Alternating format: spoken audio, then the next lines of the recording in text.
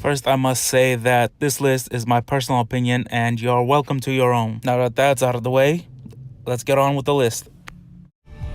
At number 10, we have The Legend of Dragoon. This is a turn-based RPG where you, the protagonist, get to use dragon powers to fight other people with dragon powers in order to steal their dragon powers. The game tells a tale of power, revenge, friendship, and love. So if that's your sort of thing, then go for it.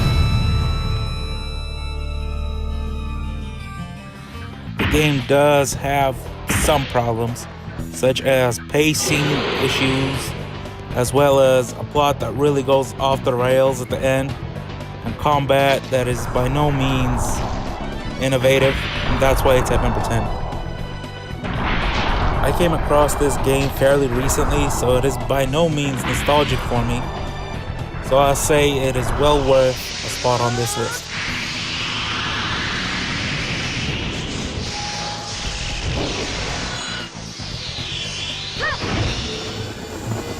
At number 9, we have Tekken 3, arguably the best of the Tekken series on ps1. I must confess that fighting games aren't exactly my forte, nor do they hold my interest for very long. However, Tekken 3 is an anomaly. It was, in fact, the first game that I owned, and naturally I played it until I unlocked and learned everything about it. Therefore, it is quite difficult for me to be objective about this game, but it's on my list, so who cares? The game was very impressive for its time, including its spectacular cutscenes. All the characters have different fighting styles, so it offers diversity in its combat and still holds up to this very day.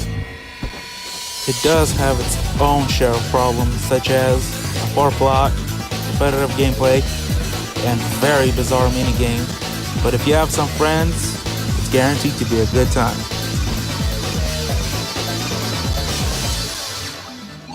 I imagine that not many of you have ever heard of this game because it is a very obscure game. It is, however, the only good Peter Pan game out there, to my knowledge. I don't see it. Out of all the games on this list, this one is the most nostalgic for me, as it brings out to me the sense of being a kid again. The story and gameplay are nothing to write about, but it is very charming, trying to recapture the spirit of the original film. For me, this is a cool-off game I use to relax for when life gets too complicated. So in a way, this game's simplicity is actually one of its major assets. This game was developed during the time when Disney games were actually pretty good. So work has been put into this game. If you want a game which to cool down to, go with this one.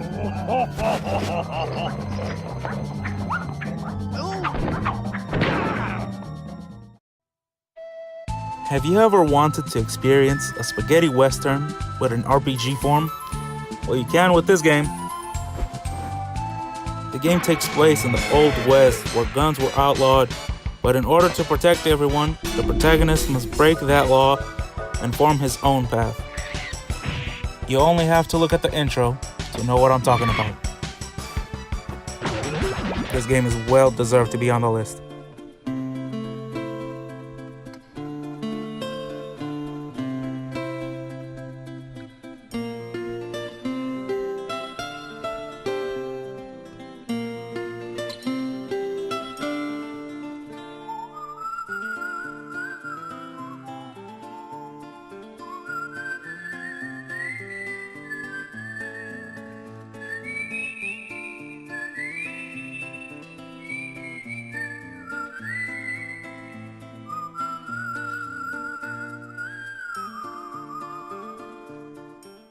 At number 7, we have the original Spider-Man. This game was so impressive that Stan Lee provided narration for it. And newcomers. May he rest in peace. Spider-Man co-creator Stan Lee. The game features the titular Spider-Man as he's framed for something that he didn't do, as he is hunted down by the police. Hold it, Spider-Man.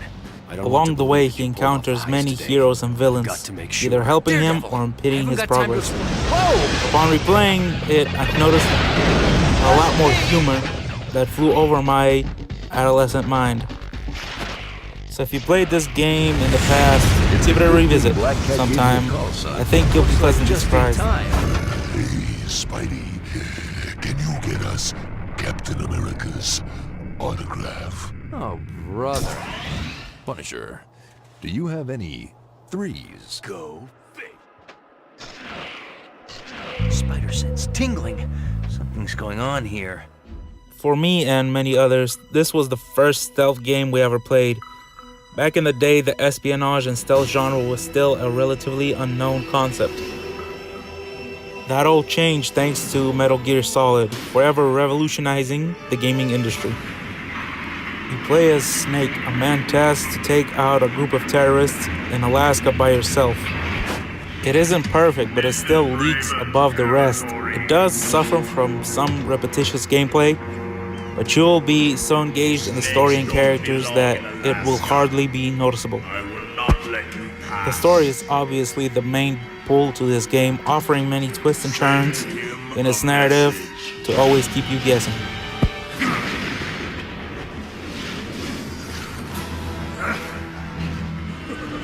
All in all, this game definitely deserves to be on the list for its story and lasting impact on the gaming industry as a whole. See you in hell, Liquid. That takes care of the cremation. Okay, let's get the bad things out of the way first. 1, the voice acting is terrible. So terrible, in fact, that it has become infamous. I'll show you no mercy. Now get ready. 2, the cutscenes aren't the best in the business, looking very outdated and cheap, to be honest. Other than that, the game looks and sounds magnificent. The gameplay stays mostly the same from the other X games, but it does add an additional character in Zero, who brings his own mechanics to the game. I consider this to be one of my favorite Mega Man games in the entire franchise, and my second favorite in the X games overall. So if you want to play a game with fun and challenging gameplay, then this is the game for you.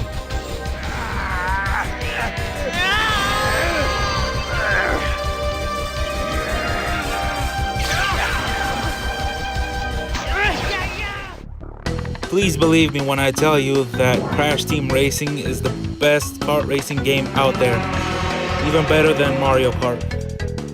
When I was a wee lad, I played this game constantly, and I could still beat anyone in it after all these years. The story to this game is practically non-existent, but that doesn't matter. It doesn't distract you from the game in the slightest.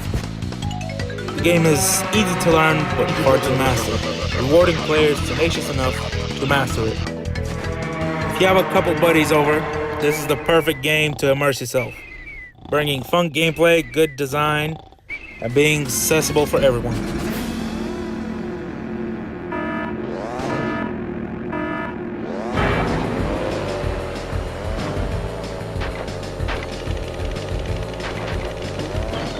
What is a man? A miserable little pile of secrets. But enough talk. Have at you! This game is by far the best platformer on the list, and one of the best games on the PlayStation 1. You play as Alucard, Dracula's son, who wants to kill him because reasons. This game is different from all the other Castlevania games because you don't really play as any one of the Belmont clan. Instead, you see Alucard go through his own troubles and tribulations over what he has to do. This game is also the first in the series to employ an RPG system, so there is a sense of progression as you journey throughout the castle. The game is perfect for its music, gameplay, and story. It absolutely deserves the number 2 spot.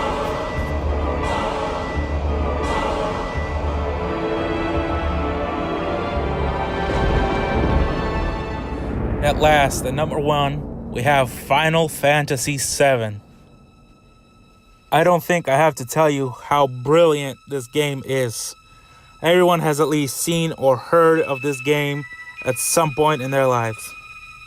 So I can't really say anything new about it.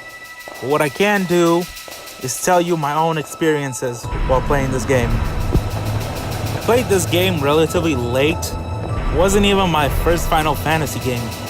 Ironically, I discovered Final Fantasy VII from playing Kingdom Hearts. The thing that grabbed me was the story, as I imagine it did so for many other people. My favorite part of this game was the side character stories and how the past affected them. All I can say is that the game deserves all the praise that it gets. So, do you agree or disagree with my list? Please leave your comments in the comment section. And I hope you liked what you saw. Please like, share, subscribe. I'll see you next time. Bye.